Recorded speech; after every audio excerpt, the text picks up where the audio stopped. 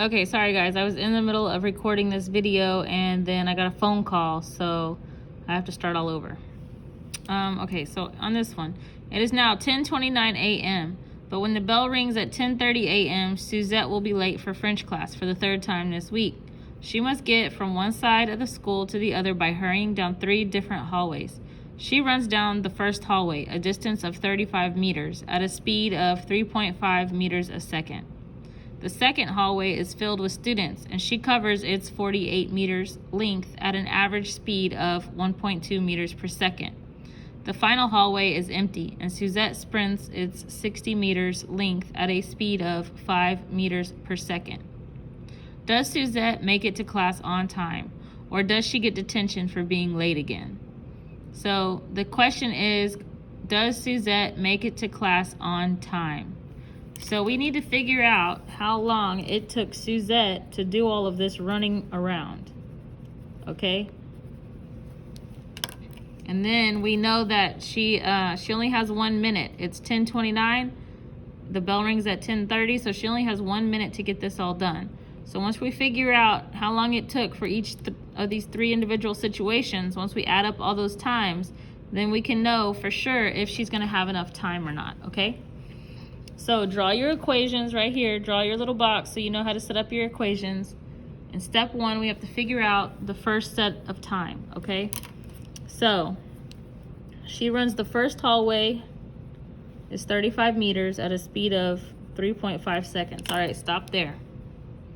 That's our step 1, okay? So we want to figure out time. So what equation are we going to use? What equation? We're going to say, we're going to take t out of it. All we have left is d and s. And d and s are divided because they have this bar. And whenever you have a number over another number, that means divide. So t equals d over s. Okay? So it says 35 meters divided by 3.5 is my speed. What is that? So 35 divided by 3.5. Okay? That equals 10 seconds. Okay? So that's our first time. But we're not done, because that's just the first hallway she ran down frantically. All right, the second hallway is filled with students, and she covers 48 meters. So she goes 48 meters, that's our distance, at an average speed of 1.2 meters per second. Okay, so we're still wanting to figure out time. So we have to use the same equation, distance over speed. Okay, our distance is different now. This hallway is 48. And her speed has slowed down because there's a lot more kids in the hallway. All right, so in our calculator, this time we're going to do 48 divided by 1.2. Okay, and that equals 40 seconds. All right, so that's our second time. That's our first time. That's our second time. All right, step 3. The final hallway is empty, and Suzette sprints 60 meters at a speed of 5 meters a second. Okay, so again, we need to know the time. We write the same equation. The distance this time is 60. Our speed is 5. So then we go to our calculator. We're going to do 60 divided by 5. And we get answer of 12 seconds. Okay, so now we got to add up these 3 times and decide, is it more or less than a minute, okay? So we got 10 plus 40 plus 12. Uh-oh, that's an overall 62 seconds altogether. She only has 1 minute, okay? She got 1 minute, and she's 2 seconds late because there's 60 seconds in a minute. We have 62 seconds. That's more than 60. That's 2 seconds more than 60. So it takes her 1 minute and 2 seconds. Yes, she's gonna be late. Detention for her. Okay, let's go to the next one. A jumbo jet taxiing down the runway receives word that it must return to the gate to pick up an important passenger who was late to his connecting flight. The jet is traveling 48 meters per second when the pilot receives this message. What is the acceleration of the plane if it takes the pilot 5 seconds to bring the plane to a halt? Okay, so this wants to know acceleration. Okay. All right. What information did it give us? It gave us 45 meters per second.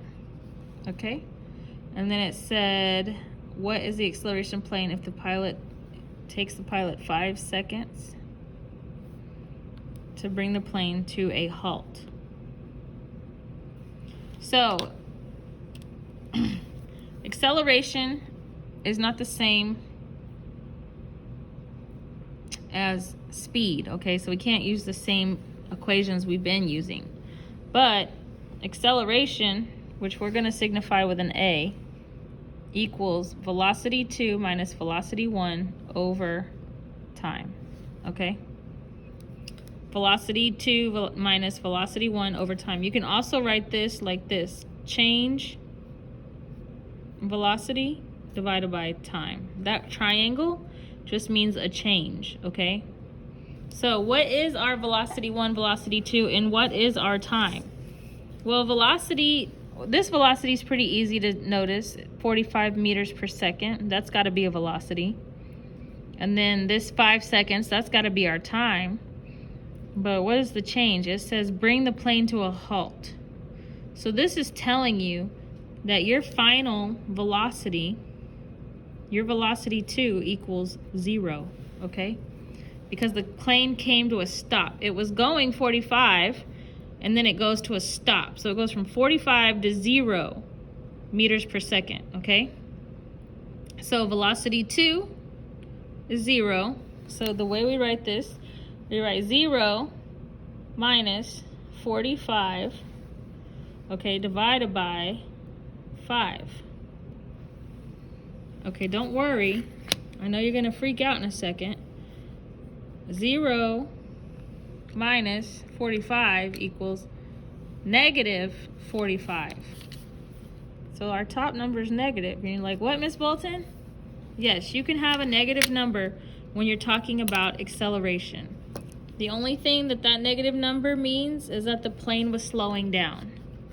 Whenever you have a negative number in acceleration, it just means that whatever object you're talking about, you're measuring, is slowing down. That's all negative number means, okay?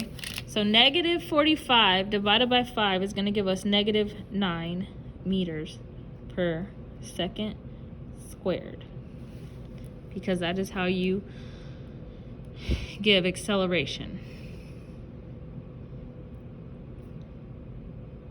Or I'm sorry, not meters per second per second.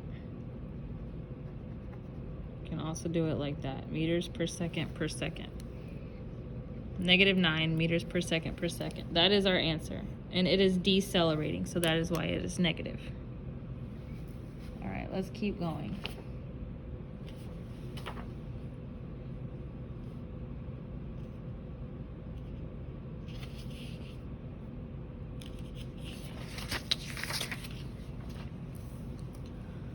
Okay. While driving his sports car at 20 meters per second down a 4-lane highway, Eddie comes up behind a slow-moving dump truck and decides to pass it on the left-hand lane. If Eddie can accelerate 5 meters per second squared, which also means meters per second, how long will it take for him to reach a speed of 30 meters per second? So it wants to know how long. So it's asking for time, okay? And it says that his car is driving at 20 meters per second. It tells us he's going to accelerate 5 meters per second squared, and that his end velocity is going to be 30 meters per second. So it wants to know what is the time, okay? Okay, so we know that acceleration equals the change in velocity over time, okay? But we want to know, what does t equal? Okay. You can rewrite this equation. You need to know the laws of algebra and able to do that. But we can rewrite this equation. We can switch these places. We can switch their places, okay? If A equals change in velocity, if A acceleration equals change in velocity over time, that's the same thing as saying time equals change in velocity over acceleration. Because of laws of algebra, we can just switch those out, okay? And this is the formula that we need to use. So what's our time? We don't know. That's what we want to know. Okay, change in velocity. His sports car is at 20 and he wants to get to 30. So this is our velocity 2. This is our velocity 1. So change in velocity, velocity 2 minus velocity 1 over our speed. Over our acceleration. Okay? Our acceleration is 5. So what does that equal? All right, let's do the top part first. 30 minus 20, I don't think you need a calculator for that. That's 10 divided by 5. And I don't think you really need a calculator for 10 divided by 5 either, but just in case you do, there's your answer. So the answer is 2 seconds. Because we want to know time. So how long will it take for him to reach a speed of 30 meters per second? It'll take him 2 seconds. That is your answer.